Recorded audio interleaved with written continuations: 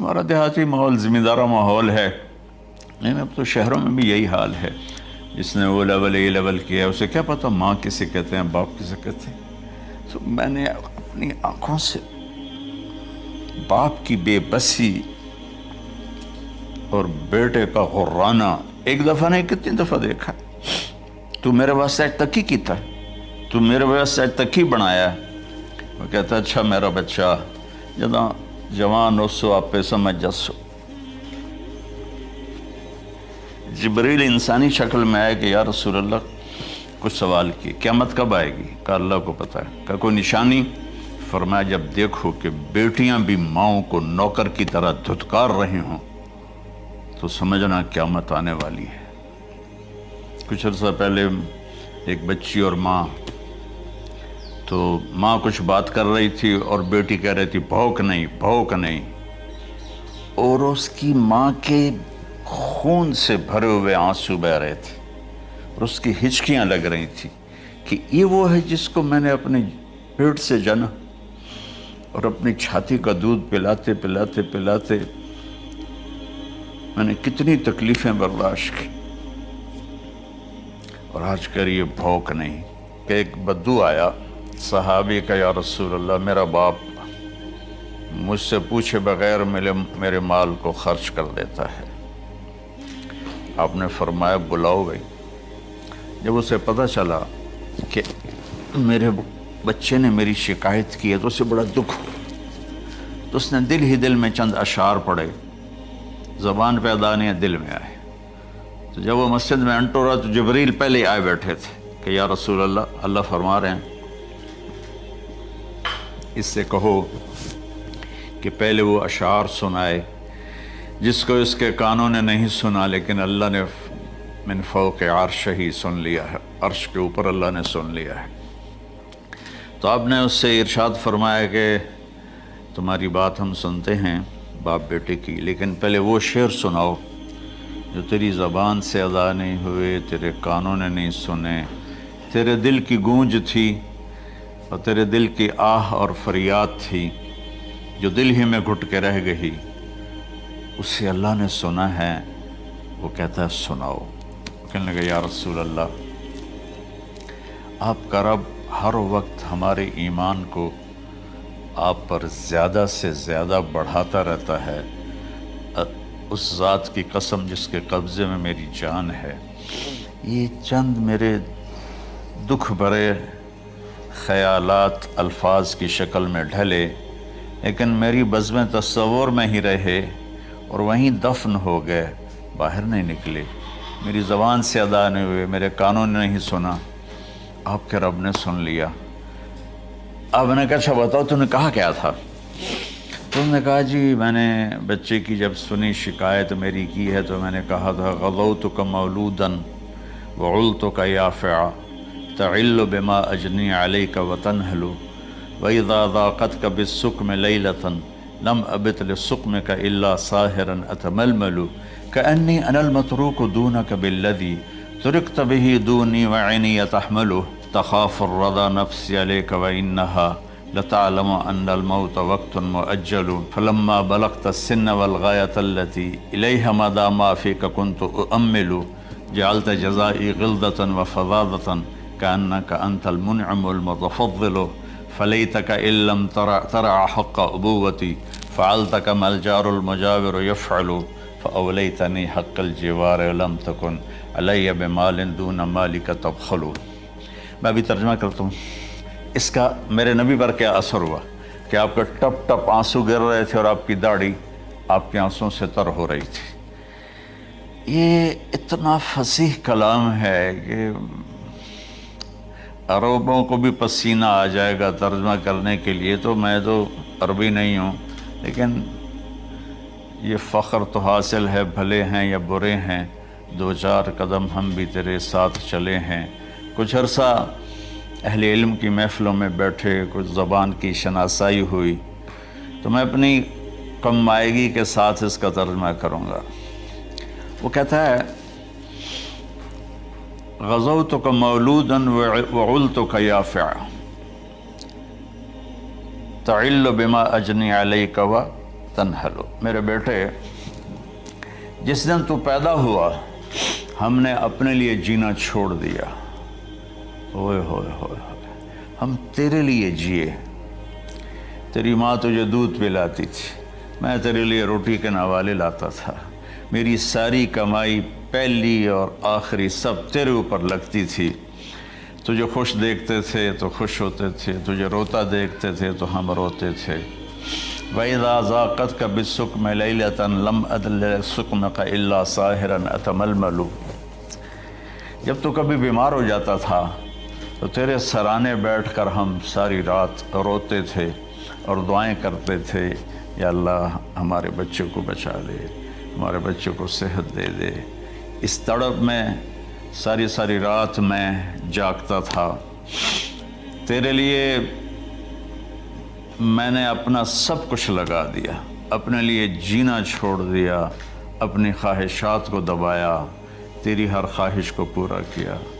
تجھے مسکرانے کے لیے، تجھے ہنسانے کے لیے میں دھکے دھوڑے کھاتا رہا، کبھی گرمی لو کی جھلسا دینے والی ریت اور کبھی سردی کے سرد ہوا کے تھپیڑے، لیکن میں ان دونوں سے گزرتا ہوا تجھے پالنے کی خاطر اپنے آپ کو کھپاتا رہا۔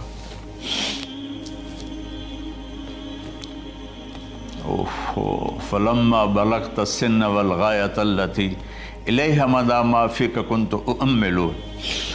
بیٹا میں نے اپنے ہڈیوں کا رس بھی تیرے اندر ڈال دیا، صرف کمائی نہیں، میں نے اپنے ہڈیوں کا رس تیرے اندر ڈالا، میں نے جو کچھ تھا تیرے اوپر قربان کیا۔ تجھے مسکراتا دیکھ کر میں اپنے غم بھولتا تھا، تجھے ہنستا دیکھ کر مجھے دکھ بھول جاتے تھے، اور پھر آہستہ آہستہ آہستہ میری ہڈیوں کا گودا، میری کمائی تیرے اندر گئی، اور تو ایک خوبصورت درخت کی طرح بڑھتا چلا گیا، بڑھتا چلا گیا، بڑھتا چلا گیا، بڑھتا چلا گیا، اور میری بڑھاپے نے کمر جھکا دی اور میں جھکتا چلا گیا، جھکتا چلا گیا۔ میرا خیال تھا کہ جیسے میں اس کی انگلی پکڑ کے چلتا تھا، اب میری باری ہے، یہ میری انگلی پکڑ کے چلے گا۔ جیسے میں اسے سینے سے لگاتا تھا، پیار کرتا تھا، جھولے جھلاتا تھا، باغ میں لے جاتا تھا، یہ ساری اس کی تعبیرات کے اندر داخل ہیں، الفاظ میں نہیں ہیں۔ تو مجھے خیال آتا تھا جب میں بوڑھا ہو جاؤں گا نا تو میرا بیٹا بھی مجھے ایسے ہی لے کے پھرے گا، میرا بیٹا بھی میری سنے گا۔ یہ 100 دفعہ پوچھتا تھا یہ کیا ہے، اور میں ہر دفعہ جواب دیتا تھا یہ ہے۔ تو اب میں بوڑھاپے میں اس سے بات کروں گا، یہ میری بات سنے گا۔ میں اس کو نوالے کھلاتا تھا، یہ مجھے روٹی کھلائے گا۔ میں اس کا انگلی پکڑ کے چلتا تھا، یہ میرا ہاتھ پکڑ کے چلے گا۔ میری کمر بڑھاپے نے جھکا دی اور میں ایک خشک پیڑ کی طرح ہو گیا، اور جوانی نے تیری کمر کو سیدھا کیا اور تو ایک تر و تازہ درخت بن گیا۔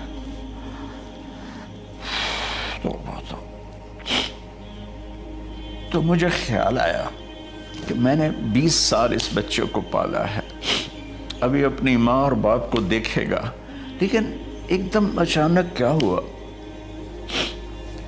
فلما بلغت السن والغایۃ التی الیہا مدی ما فیک کنت اؤمل۔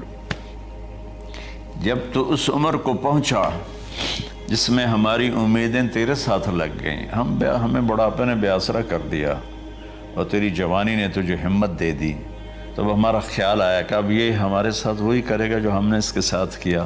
لیکن کیا ہوا؟ جعلت جزائی غلظۃ وفظاظۃ کأنک انت المنعم المتفضل۔ تو اتنا بدتمیز ہوا، تیری زبان چھری بن گئی، تیرا رویہ زہر بن گیا، اور میری ساری زندگی کی محنت کا بدلہ تو نے مجھے نافرمانی سے دیا، بد اخلاقی سے دیا، بدتمیزی سے دیا۔ میں حیرت بھری نظروں سے تجھے دیکھتا رہا اور میں اپنی پچھلی 20 سالہ زندگی کو جھٹلاتا رہا کہ میرے خیال میں اس کا نوکر ہوں اور یہ میرا مالک، میں اس کا باپ نہیں، میں اس کا نوکر ہوں، کیونکہ ماں باپ کے ساتھ ایسا کوئی نہیں کرتا ہے، یہ میرا مالک ہے اور میں اس کا نوکر ہوں، اس لیے مجھے ڈانٹ رہا ہے۔ کتنے بچوں کو میں نے یہ کہتے سنا اپنے باپ کو، تو میرے واسطے آج تک کیتا کی، تو میرے واسطے آج تک بنایا کی، اور جو آپ بے بسی کی تصویر بنا ہوتا تھا وہ شکلیں بھی میرے سامنے ہیں۔ تو کمال کے اشعار، میں سوچ رہا ہوں جو میرا یہ حال ہے 1400 سال بعد کہ میرے آنسو نہیں رک رہے، تو اللہ کے نبی تو زارو قطار روئے تھے، داڑھی آنسوں سے تر ہو گئی تھی۔ کہا بیٹا جب تو نے میری ساری زندگی کی محنتوں کا بدلہ بدتمیزی سے دیا، گالی گلوچ سے دیا، دھکے دے کر باپ کو گھر سے نکال دیتے ہیں، تو بیٹا میں یہ سمجھا کہ تو نے ایک خواب دیکھا تھا، تو نے ایک خواب دیکھا تھا کہ تو باپ ہے اور یہ بیٹا ہے۔ اصل حقیقت یہ ہے کہ یہ مالک ہے اور میں نوکر ہوں۔ پھر آگے کہتا فَلَيْتَكَ إِن لَّمْ تَرَ حَقَّ أُبُوَّتِي فَعَلْتَ كَمَا الْجَارُ الْمُجَاوِرُ يَفْعَلُ۔ اچھا چلو بیٹا، تو نے مجھے باپ تو نہ سمجھا، چلو ایک پڑوسی سمجھ لو۔ عرب میں پڑوسی کا بہت خیال کیا جاتا تھا، اور یہ عرب کی شان تھی کہ اپنے پڑوسی کو وہ عزت دیتے تھے جو اپنے گھر میں ایک دوسرے کو عزت دیتے تھے۔ تو اس نے پھر اس کی طرف اشارہ کیا کہ اگر میں تیرا باپ نہیں ہوں، تیرے رویوں کو دیکھ کر تو یہی لگتا ہے کہ میں تیرا نوکر ہوں، تو میرا مالک ہے، تو چلو اتنا تو کر دے جتنا ایک پڑوسی کے ساتھ کرتا ہے۔